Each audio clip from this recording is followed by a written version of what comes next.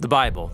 It's one of the most influential books in human history. It explores the big questions of why we exist. It's inspired many people to do amazing things. And confused many others. And you've probably got one sitting around somewhere. So, what is the Bible actually? Well, the Bible is a small library of books that all emerged out of the history of the people of ancient Israel. And in one sense, they were just like any other ancient civilization. But among them were a long line of individuals called prophets. And they viewed Israel's story as anything but ordinary. They saw it as a central part of what God was doing for all humanity. And these prophets were literary geniuses. Really? Yeah, they expertly crafted the Hebrew language to write epic narratives, very sophisticated poetry. They were masters of metaphor and storytelling, and they leveraged all of this to explore life's most complicated questions about death and life and the human struggle. So, there's a lot of different authors writing this book. Yeah, and these texts were produced over a 1,000-year period, starting with Israel's origins in Egypt, then leading up to their kingdom with their first temple. But eventually, they were conquered by the Babylonians, who took them away into exile. Then, at a crucial moment in their history, many Israelites returned to their land. They built a second temple, they reformed their identity, and this is when the Jewish scriptures began to be formed into the shape that we have them today. Okay, the Jewish Bible. What's in it? Well, in Hebrew, it's called by an acronym, Tanakh. The T stands for Torah, sometimes called the Law. That's Israel's 5-book foundation story. The N stands for Nevi'im, the Hebrew word for prophets. And this section consists of the historical books that tell Israel's story from the prophet's point of view. Then you get the poetic books of the prophets themselves. The K stands for Ketuvim, the Hebrew word for writings. This is a diverse collection of poetic books, wisdom books, and more narrative. And the Jewish people believed that through all of these literary works, God speaks to his people.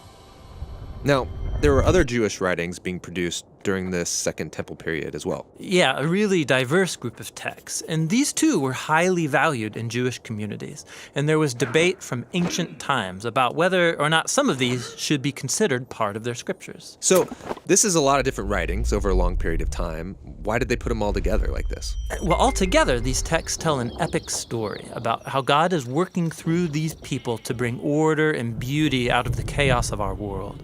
And it all builds up to a hope for a new leader who would come and renew all creation.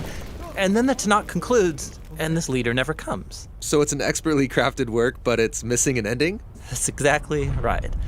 Now, a few centuries later, a Jewish prophet comes onto the scene named Jesus of Nazareth. He claimed he was carrying the Tanakh story forward. Yeah, so Jesus did a bunch of cool stuff, was killed, but his followers claimed he was alive from the dead. Yeah, they said that Jesus was that long-awaited leader who would restore the world. And so his earliest followers, called apostles, they composed new literary works about the story of Jesus. They called these Good News, or the Gospel. They formed an account called Acts about the spread of the Jesus movement outside of Israel. And then they circulated letters to different Jesus communities all around the ancient world. And they saw these writings as part of the scripture. Yeah, the apostles wrote all of this as the fulfillment of that epic story found in the Tanakh. And they were continuing the literary genius of the Jewish tradition. They also believed that God was speaking to his people through these texts alongside the scriptures of Israel. So that's the Old and New Testament. But what did the early Christians think of the other Second Temple literature? Well, different groups had different views about some of these books, but we know they read them and valued these texts because they passed them along with the Jewish scriptures. Okay, so we've got the Tanakh, the Jewish scriptures. We got these other Second Temple period works. Then the writing of the apostles about Jesus. And that's a lot of literature, so what's in my Bible? So the Christian movement has taken different forms over 2,000 years, and from the beginning, all Christians recognized the Tanakh and the New Testament as scripture. And for centuries, much of the Second Temple literature was read as part of the biblical tradition. The Catholic Church eventually made it official and called some of the books from this collection the Deuterocanonical books. Some Orthodox churches used even more books from this Second Temple literature. And then in the 1500s, during the Reformation, Protestant Christians wanted to go back to the oldest writings of the prophets and apostles, so they accepted only the Old and New Testaments. Okay, I think I got it. But how does a collection of books produced over 1,000 years by all these different authors tell one unified story? Yeah, that's the question we'll address in our next video.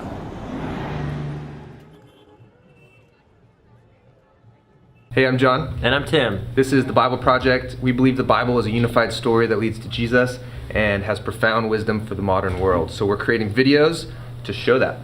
This was the first in a brand new series that we're starting, How to Read the Bible, but we have lots of other kinds of videos. You can find it all for free on our website at jointhebibleproject.com. In fact, there you can find a handout that will accompany this video. It just goes into more detail and the information that this video is about, and lots of other resources, so check it out.